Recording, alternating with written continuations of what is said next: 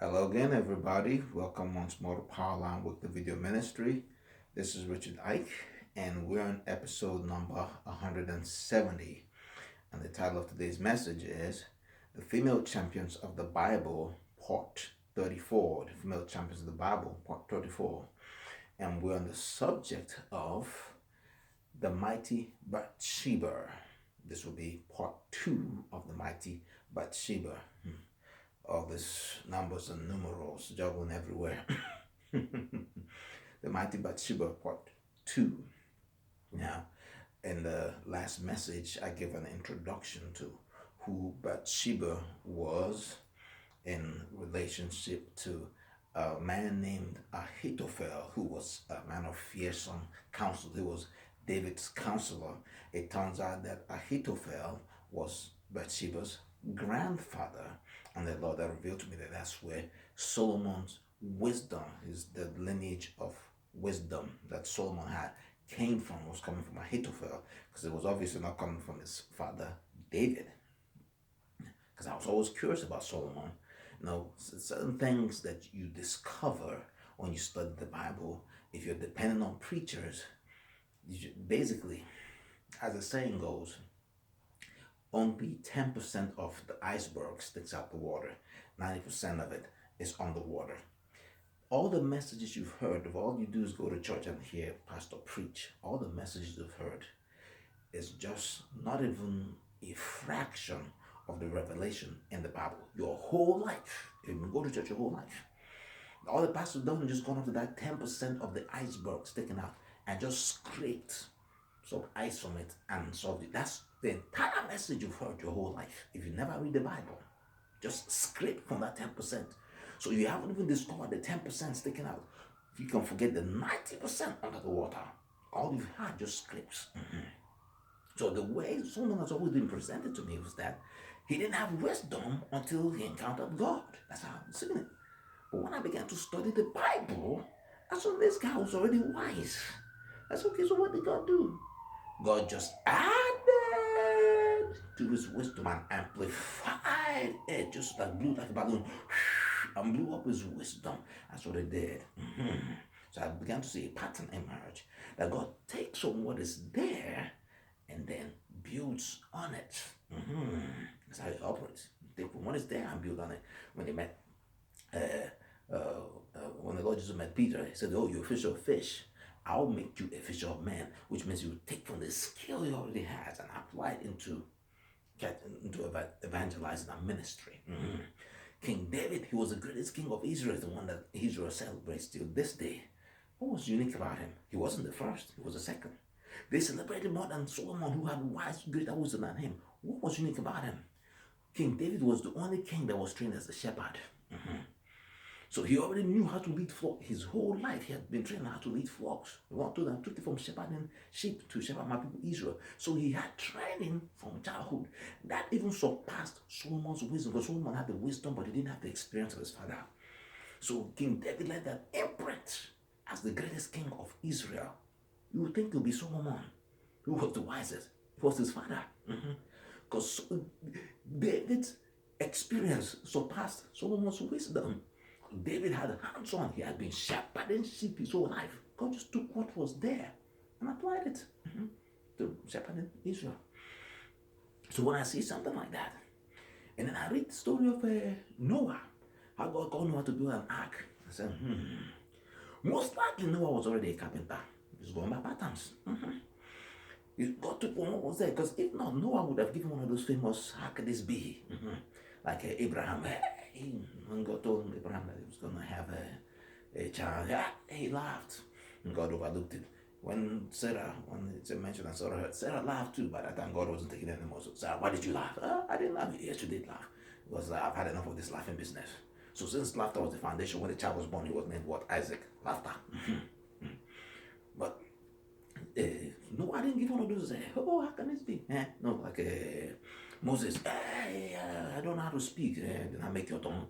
And then Zachariah in the temple, the father of John the Baptist. How can this be? Well, him and his wife were old. And God said this tongue. And then Mary, when she was told that she was going to have the Lord Jesus, how can this be? I never knew the man. No, I said, he didn't give one of those famous, how could this be? I said, most likely. I said, he was a carpenter. So what happened? Because he would have said, how can this be? How can this be? I'm not a carpenter. I've never worked with wood. He didn't give any of those, how could this be? No reason why he couldn't do it. So I said, this guy must have been a carpenter. And usually they teach their children their skills. Like the Lord Jesus, his adopted father, Joseph was a carpenter. He became a carpenter. Obviously, he learned from his adopted father. Esau, he was a good cook. His mother also cooked the same meal he cooked. Obviously, he learned from his mother. She could even cook better than him because she cooked goat meat and it tasted like deer meat. If you're not a meat expert, you won't be able to separate meat. If you give me goat meat and cow meat, I can tell the difference. But if you cook goat meat that it tastes like cow meat, I'll give you a trophy. Yeah. So I said, no, definitely. Must have been a carpenter. He must have had a carpentry business. Noah and Sons Incorporated, Noah and Sons Carpentry Incorporated. And they acquired their biggest clients, the Lord God Himself. Called them to build an ark. The project was so big that after they were done with the project, they retired. The profit, the dividend from the project was so massive, they retired. What did they get? The entire world. After the flood, everybody was gone. So they hated the whole world. After that, retirement. Yeah. Let me get to Bathsheba. But before that, I have one addendum. Our great President Trump had just been acquitted from the impeachment. I wish I could be more excited about it, but I'm not. Why? Because I already said the man is going to be acquitted. Things were obvious. Now people say, hey, he got acquitted. Like, wasn't it obvious that he was going to get acquitted? Did you think they were going to convict him? So look at the whole scenario. The Democrats have been saying that they're going to impeach him before he even got elected. And they have been looking for some way to impeach him, one thing or the other. Impeachable offense, impeachable one thing or the other. They were just setting themselves up. And then the man recorded his conversation and also had a transcript. I said, he set them up. They set themselves up. He helped them set themselves up. How would you convict a man like that in a situation like that? How would you wow. He was recording his own conversation. He had his own transcript. They had to make up their own version. That's Adam Schiff guy. They called it a parody because they're trying to make it look like he did something. I said, how would you that's it was like a clown show. I said, he won't get past the Senate. Why would you convict him for what? He hasn't done anything. He recorded his own conversation, recorded transcript. He's setting them up before. And they failed. Crashed. And look at them celebrating. Oh, we're impeaching. Why are you celebrating at the beginning of the race? Liberals are crazy. You celebrate when you get to the finish line. Conservatives will celebrate at the finish line. Liberals, they celebrate at the beginning. We started a race. Why? Does that mean you are going to finish? Conservatives were at the finish line. Wait, okay, let's see you get to the finish line. As you cross the finish line, start celebrating.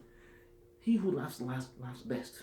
So all this thing, he got acquitted. Like, wasn't it obvious that he was going to get acquitted? They said they were going to impeach him from the beginning. Before he even got elected. They have been trying to do it. So it was obvious they were looking for something to pin on the man. What a person like that watch everything they do. Because they already made it clear, boldly before the eyes of the public, we want to impeach him. He'll be watching everything he does. All this foolishness, goodness. Anyway, there's some clause in the law that no, if he doesn't, the impeachment fails, that he'll get an extra 3 years. That's including his 8 terms because he's going to win the next election. Easy. Because now that Democrats are I've never seen Democrats criticize their party. This is the first time I've seen Democrats criticize their party. They usually hide that thing. So it means the situation is worse than it actually appears. They are bleeding voters. They are bleeding. I said it. This next election, I predicted it. This next election is going to see the highest either number of Democrats either turning Republicans or voting Republicans, and it's really time to come to pass. Don't be surprised if all 50 states go red because they are mad at like this Pelosi thing tearing off the documents. But anyway, let me get the message. Okay. The last message was the introduction of Bathsheba. Now there are 3 characters at play here. David, Bathsheba, and Uriah. I'll tackle them one by one. Because I explained the spiritual dynamics of what was going on, how the enemy is setting David up. Well, now, The enemy can have one motive, or human being have another motive. So now I'm taking it like a police detective investigating a crime scene. I want to crack the case and to find out motive of action. As I was reading this thing, I started saying, Lord, this thing is looking like a setup because I've lived, I've observed things, I've experienced, I've observed things, I've seen things, I've heard things.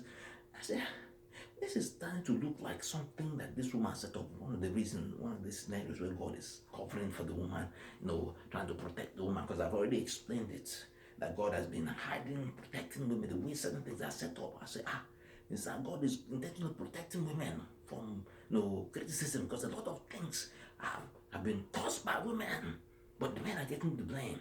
The pattern was set from the Garden of Eden. Eve was the one that caused all the trouble, but Adam carried the load of punishment on his head. The punishment she got, but I'll greatly multiply your pain in childbirth. For somehow we were obscure to see she only had 3 children, so her punishment came only 3 times. The other ones, your desire before your husband, but he shall have rule over you. Say, what are you desire before your husband shall have rule over you? Okay, she desire husband, have rule over him. Is it that the husband will be oppressing? Or she will seek to imitate what the husband is doing. But his ruling over her is by being a good example. He has to show good example. If not, she will imitate him. If he start to yell, she'll start to yell. If he calm down, then she'll calm down. Your desire before your husband, but he shall have rule over you. When I feel that when I was studying the women's liberation movement, I support women, all that stuff. But I was trying to see what they had new to bring to the table. But all I saw what they were doing, they were just imitating men. So what are you bringing you to the table? You're just doing what men are doing. We already know all that stuff. We do that stuff. Like, what's new? Like, I try to give them support. But it's like, they're not doing anything new. They're just imitating men. It's like, you're not doing anything new. You just do what men are doing. So that's men are probably wanting the same thing. Like, okay, I don't know. What do we do with this? We already do that. Okay, you want to do that? Okay. And then the Lord, that's when the Lord revealed to me that that's the punishment that He gave women. Again, that's punishment I gave Eve. Your desire will be for your husband, but he shall have rule over you. That's what I was observing. That living out that punishment that He gave women, that He gave to Eve. Your desire will be for your husband shall have rule over you. That desire to imitate the man. So they're living out that punishment. So that's what He declared in the garden. I said, they're not doing anything new, Lord. They're just repeating what men are doing. That doesn't look like it's a punishment. They will just want to, we want to do what men are doing. It doesn't look like it's a punishment. That's just a desire. But the man, say, but it's sort of your brother. Till they sow. Every year, you sow, till they sow, water the plant and care for the soil and then wait for your harvest. Yearly. So the man lived for 930 years. So for 930 years, he went through his own punishment. Just for being an accomplice. He was an accomplice. The one who committed the crime just received the real punishment. I greatly multiply your pain in childbirth. She had 3 children, so she carried out the real punishment 3 times. Adam, 930 times. She was the one that did it. Adam was accomplice, just dragged Adam in. He carried 930 strokes, that's 3 strokes. So the Lord laid the pattern in the beginning that He's protecting women. And I started seeing it. Because here, Bathsheba is another woman who's guilty, but David carried blame. Who's it? When I observed this thing, I'm like, wait, Lord. It seems that you're hiding something. Something. With all due respect, can you move because there's something behind you? What is behind you? Hey, wait. Hey, so you've been protecting women all this time. When the Apostle Paul saw the Lord Jesus when he was Saul, and then he saw the Lord Jesus, and then after that he got blind, and Zachariah came to pray for him, and the scales fell off his eye. The scale fell off his eye. Me, I peel the scales myself. The scale, Lord, I can see now you've been protecting women. Say, hey. Oh, wait a minute. Everybody going through the Bible, they're all men. All these people going through, they try. Hey. The women are crying for equality. Father, they've opened their mouth to say, by your words are you acquitted, by your words are you condemned. Father, they've opened their mouth and said they want equality. You must equalize this thing. Because now I can see you've been hiding. This is one of the scenarios where the woman was protected. David got the blame. Now let us dive into it.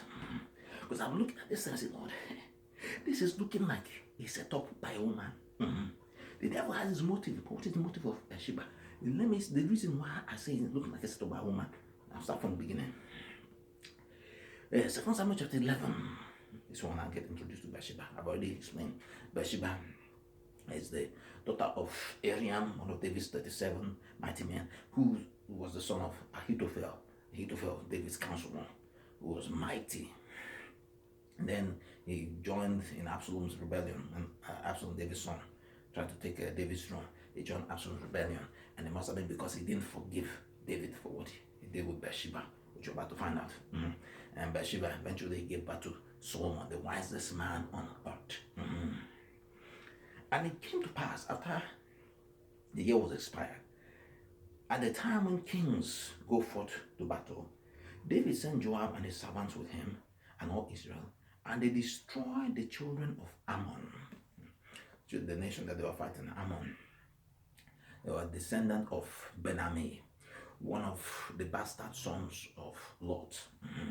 Lot had two bastard sons. One was Ben-Ammi, from whom the Ammonites descended, and the other one was Moab, from whom the Moabites descended, made famous by Ruth, who the woman who, one of the two women who a book in the Bible was named after. Ruth was a Moabite. So they were fighting one of their distant relatives.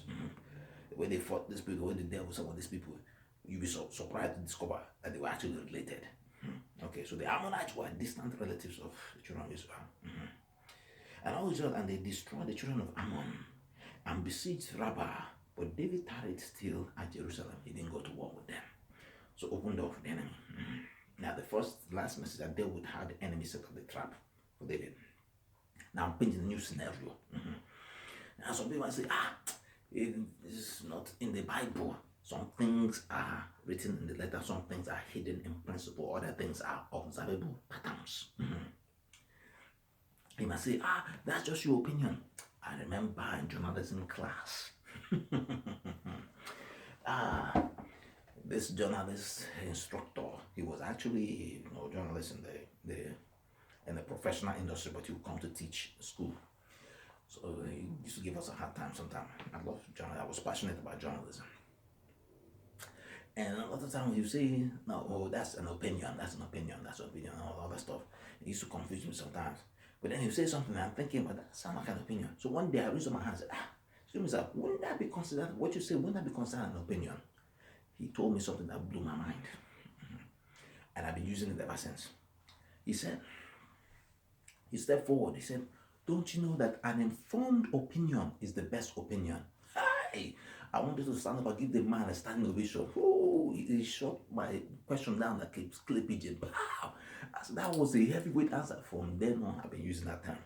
Anyone tells me, that's just your opinion. I said, I do the same thing he did. Don't you know that an informed, have you ever heard that an informed opinion is the best opinion? So if you say, that's my opinion. Have you ever heard that an informed opinion is the best opinion? That's my reply. Now I'm jumping. Okay. Alright. But David tarried still at Jerusalem. And it came to pass an evening tide that David arose from off his bed and walked upon the roof of the king's house. And from the roof he saw a woman washing herself, and the woman was very beautiful to look upon. That's the first clue. Now let's tackle Bathsheba first. Call that the mighty Bathsheba, because I said she displayed wisdom. Later on, this part, she didn't have speaking role, just like in the movies. There are those who have speaking role and those who have non-speaking roles. So in her intro, she didn't have a speaking role, like a movie, a non-speaking role. Later on, she had speaking role, and she displayed another aspect of wisdom that I had to properly discern to figure out what was happening. That's the interaction with her, Solomon, and Solomon's half-brother, Adonijah. That's later. But here in a non-speaking role, I had to go by her action to see what was happening. He said, what cooled me off? But it being a setup, said, and it came to pass in an evening tide. Why is she taking a bath in the evening? And taking a bath where she can be where she can be seen from high elevation. If David could see her from where he was, then that means she could see that's the rooftop too. She would have known that somebody could see her taking a bath. She shouldn't have put cloths to cover up the place. I said she's taking a bath because she wants to be seen by King David. Maybe that's my assumption. Maybe she knew that David walks the roof. Maybe she has seen it before. It didn't say she was taking a bath as usual. It did not say, okay, it's a routine. They just saw her taking a bath. So it might have been a one-time thing. But they said of David, the time kings go to war, he didn't go, he stayed back and he was walking the roof, just and to ease his burden. And he saw her taking a bath. The reason I'm saying is a setup because she would have motive. There had to be motive. In the clan, there had to be motive. Oh, the motive. She's married to Uriah, a foreigner. There might be pressure on her concerning being married to a foreigner. Is there evidence of that in the Bible? Samson, when he told his father, Manoah, that he wanted to get a Philistine wife, the father told him, are there not women from among your brethren that you can pick? Why you want to get a Philistine wife? So there's possibility that's pressure on her, to marry from within, not outside. So maybe she's getting in trouble. Hey, this foreign guy. No, you don't have an Israelite guy. I'll get you right later. So I'm just making my assumption, my informed assumption opinion. Now let's proceed. And it came to pass, and evening tide, David arose off his bed and walked upon the roof of the king's house. And from the roof he saw a woman washing herself, and the woman was very beautiful to look upon. And David sent and inquired after the woman, and one said, is not this Bathsheba, the daughter of Eliam, the wife of Uriah the Hittite? And David sent messengers and took her, and she came unto him. She didn't ask, why does the king want to see me? They said, the king wants to see you. And she just willingly went. They asked, why? What does he want with me? And David sent messengers and took her, and she came in unto him, and he lay with her. He didn't say she resisted. She said, I'm a married woman. I can't do this. I'm a married woman. She didn't resist. Now that they said that David forced himself on her. So there was cooperation. Okay, moving on. Therefore, she was purified from her uncleanness. That means her period was over. And she returned home unto her. She was purified from her uncleanness. That means she was fertile. How would the writer know if she didn't volunteer this information? How would you know the woman's body? Can you look at the woman and tell when she's done with her period, when she's fertile? Or if she doesn't give you information on her body, you won't know. So how would the writer know? Was it by prophetic inclination? Was it by discernment? Was it by revelatory impulse? How did the writer know that she was purified from her uncleanness if she had not volunteered that information? Later on in the accounting. If she had told David, I'm fertile, say, to get pregnant, that one will turn off any man. Okay, it was nice meeting you. Okay, all right, we'll talk later. But she knew she was fertile, and she laid with the king. I said, this is all enough setup. It's reminding me of scenarios that I've heard, I've seen, I've observed, things that have happened in real life. So this is how women set up men. Trap them with the pregnancy. Say, so don't worry, let me find I'm pregnant. I haven't experienced that. I've heard that. I've seen that. I've observed the stories. Especially when you walked in a mega church, you hear everything. And why I reach that conclusion? Because of what happened next. Okay. But she was purified from her uncleanness, and she returned unto her house. No complaint. And the woman conceived and sent and told David and said, I am with child. That's it. End of message. I am with child. And David sent to Joab saying, send me Uriah the Hittite. And Joab sent Uriah to David. David now taking emergency measures. Let me paint this scenario. According to the laws of God, adultery the penalty of it was execution, like being stoned to death. So what has happened right now that has transpired, the consequences for her and David as well is being stoned to death. But since David is the king, that's another scenario. But for her, stoning to death, because she not only had adultery, but she got pregnant. With her being a Jewish woman, she knows this. And all she had to tell David was, I am a child. She didn't say, hey, look at what you've done to me. You've jeopardized my life. You put my life in danger. I'm a married woman. You slept with me. You got me pregnant. Now, hey, they could stone me to death. What would I do? Oh, what's going to happen to me? Hey, my life is over. My life is what will happen? They're going to stone me to death. Look at what you've done to me. Oh, king. Oh, look at now. I'm full of soul. I'm in sackcloth and ashes. She just sent a simple message. I am a child. That's it. I said, hey, oh, this thing is ranking of a setup. Is this another woman that you're covering for and protecting? Because it looks like setup. Her reaction, the whole scenario just looked like she was setting up this whole thing. Maybe she saw the man when he was walking the rooftop. And then she said, okay, let me snag this man. Started washing, causing commotion. I even added some song. And the man saw her. When they got a knock on the door, oh, the king wants to see you. He's like, I got him. Okay, I'll go to the king. And she was cleansed. She was purified from uncleanness, which means she was fertile.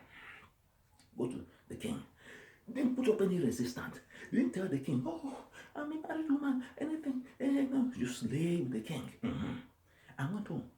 And got pregnant. No panic, no nothing. Say, hey, I'm pregnant. Oh, what's going to happen? Oh, my reputation, my family. Oh, just send a message to the king. I'm with child. That's it. I said, hey. I said, Lord, is this another woman that you're protecting, that you're hiding the covenant? Because it's looking like set off right here. Now, that's Bathsheba. Oh, another thing. As he was walking on the wall, later on, when he described after the whole event of Uriah's death, he started describing some what I call useless details. Some things that people read and start thinking, oh, the Bible is boring. They were talking about, oh, okay, when Joab was describing the battle, sending someone, the guards, one of the soldiers, to take a message back to David, started describing details of the battle, where he tells him that to let David know that they approach the walls and all that stuff, and then let him know if he gets angry, why did you approach the walls? Don't you know that they are going to shoot from the walls and at you and all that stuff, going into the express details. I'm like, this is just some useless piece of information. What is this? What's all this about?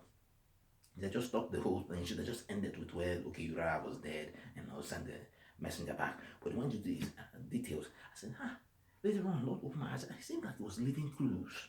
He said, let me read it. Then you have sent and told David all the things concerning the war, and charged the messenger, saying, when thou hast made an end of telling the matters of the war unto the king, if so be that the king's wrath arise, and he say unto thee, wherefore approacheth ye so near unto the city? Yea, wherefore approached ye so near unto the city when ye did fight? Knew ye not that they would shoot from the wall? Who smote Abimelech, the son of Jerubeshet? Did not the woman cast a piece of a millstone upon him from the wall, that he died in Thebes? Why went ye near the wall? Then say thou, thy servant Uriah the Hittite is dead also. So the messenger went and came and showed David all that the Jebusite all that Joab had sent him for. And the messenger said unto David, surely the men prevailed against us, and came out unto us in the field, and we were upon them, even unto the entering of the gate. And the shooter shot from off the wall upon thy servant, and some of the king's servants be dead, and thy servant Uriah the Hittite is dead also. And said David unto the messenger, thus shalt thou say unto Joab, let not this thing displease thee, for the sword devoured one as well as another. Make the battle more strong against the city, and overthrow it, and encourage thou him. I said, why did he get into details of the walls and all that stuff? useless piece of information. And Lord opened my eyes to see something. That walls have guards on it with arrows and weapons. So David was not alone on the rooftops. There were guards. This is strengthening the case that Bathsheba wanted to be seen. She must have seen David first, wanted to get attention. She was in a taking about in a place where others could, the guards, if David was there, because he's the king, the walls of cities, they are guarded from all these details of the guard. Why do you come near the wall? Don't you know they will shoot arrows from the wall? I know about ancient structures, wall cities, they have guards on them. If David could see her where she was, that means the guards on the wall, the high elevation, they could see her too. I said, it seemed like this woman wanted to be seen. She's exercising wisdom, female wisdom. She knew how to catch attention. I said, the one only David could have seen her. Oh, the Bible didn't say, neither the Bible deny it. Did not admit or deny it that David was the only one who saw her. So it gives room for me to give some theological speculations. I said, they will leave you on the wall alone. They may fight that warrior. No. Guys, I don't know when he was looking, the other guys were looking too. Said, what are you doing? Shouldn't you be at work? Go back to work. I said, from that point of elevation, there are guards still standing and checking. I said, seems like this woman wanted to be seen. Now, let's get to David. That's where it gets deeper. When David saw her, what did he do? And David sent and inquired after the woman. And one said, is not this Bathsheba, the daughter of Eliam, the wife of Uriah the Hittite? And David sent messengers and took her. And when I was inquiring of the Lord, thinking about this thing, I was saying, my God, why didn't David fear?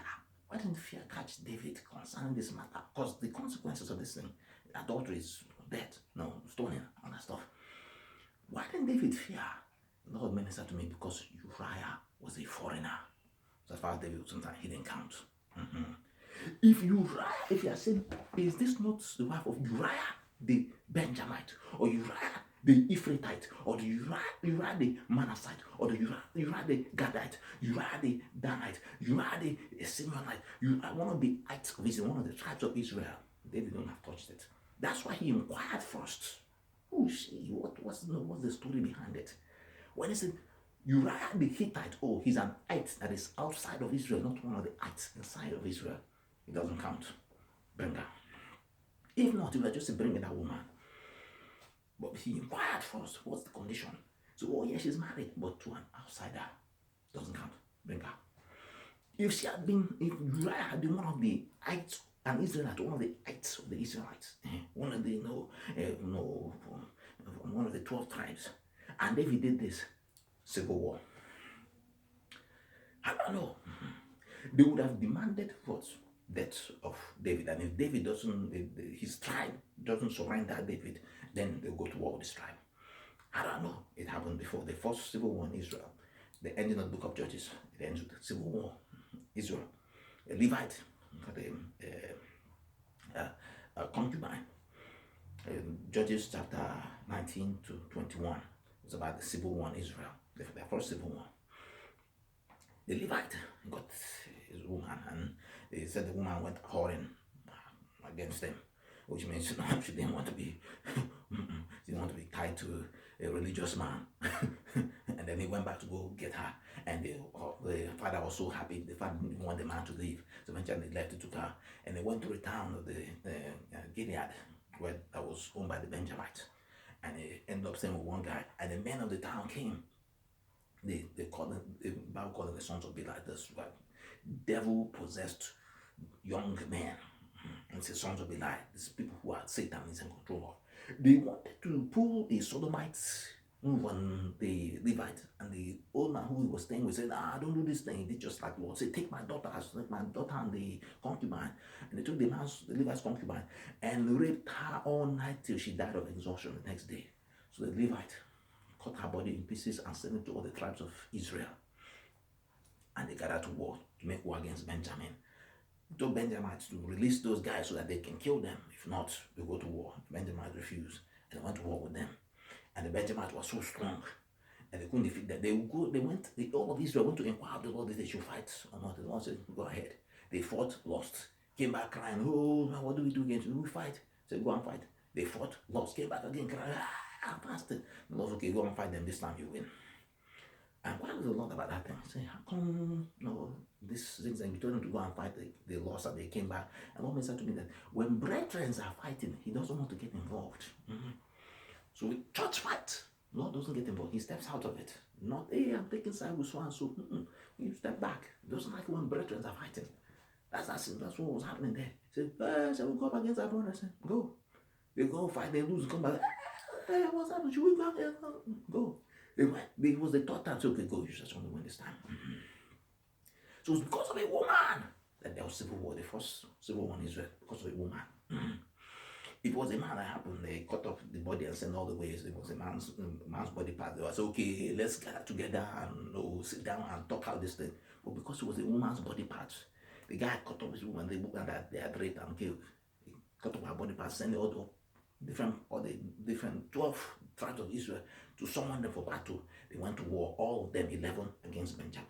And finally, they pretty much wiped out Benjamin. But then they regretted it. Oh, we've lost a tribe. What do we do now? They took a vow that they won't let any of the Benjamites marry their daughters. So when they started regretting it after they finished off the tribe of Levi, what do we do now? What's the tribe? We swore that we will not let the only 600 men left from Benjamin. We swore that we won't let them marry our daughters. What do we do now?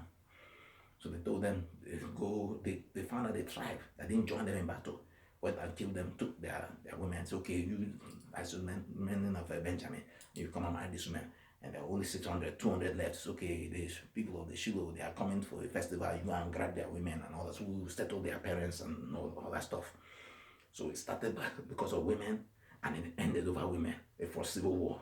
We're talking about the power of women. The first civil war in Israel, it was because of a woman that it started. So if this Bathsheba had been married to an Israelite and David had done this thing, it might have caused civil war. Because they want, and David had Uriah killed, it would have caused civil war. If David didn't get, they would want David to be killed, and his tribe, Judah, refused to give him up. The other tribes would galvanize, come together to wage war against him. The same thing will happen, and they knew their history. So that's why David had to make inquiries first before he made any move. So, she's married, but to Uriah the Hittite, it doesn't count. Bring her. Now, I'm running out of time. I'm about to deal with jump on Uriah. So let me jump on Uriah real quick and I'll pick up next week. So that's going to be part 3. Now, when it comes to Uriah, he said, and the woman conceived and sent and told David, I am with child. And David sent to Joab saying, send me Uriah the Hittite. And Joab sent Uriah And Joab sent Uriah to David. And when Uriah was come unto him, David demanded of him how Joab did and how the people did and how the war was prospering and having chats, no guy-to-guy chat and all that stuff. And he started talking. David said unto Uriah, go down to the house and wash thy feet. And Uriah departed out to the king's house. And there followed him a mess of meat from the king. But Uriah slept at the door of the king's house with all the servants of his lord, and went not down to his house. And when they had told David, saying, Uriah went not down to his house, David said unto Uriah, comest thou not from thy journey? Why then did thou not go down unto thine house? And Uriah said unto David, the ark and Israel and Judah abide in tents, and my lord Joab and the servants of my lord are encamped in the open field. Shall I then go into mine house to eat and to drink and to lie with my wife, as thou livest, and as thou so livest? I will not do this thing. And David said unto Uriah, tarry here today also and tomorrow. I will let thee depart. So Uriah abode in Jerusalem that day and the morrow. And when David had called him, he did eat and drink before him, and he made him drunk. And at even he went out to lie on his bed with the servants of his lord, but went not down to his house. And it came to pass in the morning that David wrote a letter to Joab and sent it by the hand of Uriah. And he wrote in the letter, saying, Set ye Uriah in the forefront of the hottest battle, and retire ye from him, that he may be smitten and die. And it came to pass, when Joab observed the city, that he assigned Uriah unto a place where he knew that the valiant men were. And the men of the city went out and fought with Joab, and they fell some of the people of the servants of David, and Uriah the Hittite died also. Much time, okay. What is happening here? David tried to cover his track. Someone say, hey, what's going on? I don't know. I'm not talking chicken. The guy whose wife he had just slept with. Now acting body. Hey, so what's going on? How's things happening in the battlefield? Uriah is probably surprised. Like, no, this first time in the king's palace. No, why is the king treating him so well? All that stuff. Be careful when some people are entertaining you and suddenly, become so friendly. They might have mischievous purposes in mind. This was not the David we knew in the wilderness back when he was, going through affliction. He had now received power, wealth, and power and glory. It can change people. It did change David. Like that preacher Blake. They don't start off they don't end up the way they started. So David's not friendly, all that stuff. Say, okay, go to your wife and that stuff. He refused. He went and slept. Same place where the soldiers were sleeping. So what's going on in Uriah's mind? Uriah is a Hittite, he's a foreigner. Whatever he does will create the reputation in the minds of the Israelites of who and how Hittites behave. So the reputation of him and his people on the line. They will say, these Hittites, when you go to battle with them, your men are dying in the field. They will go back home to be enjoying themselves with their wife. That will be the reputation of the Hittites. Say, someone come and say, I'm a Hittite. Those folks, where you go to battle with them, they leave you on the battlefield while you die, and they'll be frolicking with their wives at home. So he will have those things in his mind. It's like, how can I do this now? If I do this now, is that not going to be the reputation of the Hittites? That one will just be stamped. They might even etch it on the walls. The Hittites, they abandon you in the battlefield to go frolic with their wives. Say, I can't do this one. He's a stranger in who knows how long he had been there, but he was still an outsider. So that's his motivation. When David now says, okay, send a letter to Joab and have the Uriah put in the front line, and let him give Uriah, Joab. So with the valiant men, the toughest fighters, the ones who are seasoned, maybe they could fight with both hands or whatever, the ones that are like martial artists. So okay, now that's where he'll die. Send them over there and withdraw for him. Joab didn't ask, why should I have this man killed? Why? Because he's not one of them. So where is he from? He's a Hittite. Not one of them. No consequence. If you say if it was Uriah the Benjamite, or Uriah the Danite, or Uriah the Gadite, Uriah the Naphthalite, say, one of our brethren, there'll be consequences. Now I have to answer the man's tribe. Why did you have him killed? And when he sent him, told the men to withdraw, the men didn't even say, why should we withdraw from this guy? He's not one of them. Say, not one of us. We don't belong to any tribes. He's a Hittite. No, withdraw from him. If not, they would have fought for him. His fellow tribesmen would have fought for him. Because if you get them unjustly, you have to deal with his tribe. It's a battle. So they sent Joab obeyed. Okay, when the valiant men are sending the Hittite, they tell the soldiers, so it's the Hittite. That's all they knew. So they go fight, they start backing away from the Hittite, and the Hittite got killed. So, hey, that's it. They didn't have any tribe. They didn't belong to any tribe, so nobody spoke up for him. So now, what happens later on? After David had taken Bathsheba and married her, okay, now that situation is now out of the way. It now brought the woman in. God Almighty said, okay, since no one spoke up for Uriah, since no one took battle for him, I will take his case myself. Bring me Uriah's files. And then the Lord God Almighty, Uriah's files. Okay. Nathan will come and say, yes, Lord. To the house of David you go. Have a case with him. Take this message to him. Arise, go forth. Now, that's for part 3 of the message. because I'm now out of time. So that's my scenario on what was happening. That's my informed opinion on what was happening. Another dimension, another way of looking at it. Because this thing, if you don't dig deep to get these things, the information will be, the revelation will be hidden. Some things, during the California gold rush, they go deep buckets in the river, move the rocks, then the gold is down there. But you have to dig with theological drill, and prayer and fasting, before you get to the gold. That's what we're doing now. All right, that's about closing prayer. Oh, great God, Almighty King Jehovah, thank you for the word that has gone forth now. And as always, ask, and it be a seed planted on good soil, and let it grow, and let the fruit, let it go bring forth fruit, and let the fruit remain. In the mighty name of Jesus Christ, I pray. As the heavens agree, I say, Amen. O King, the forever. I love you. God just loves you. And I'll see you next week.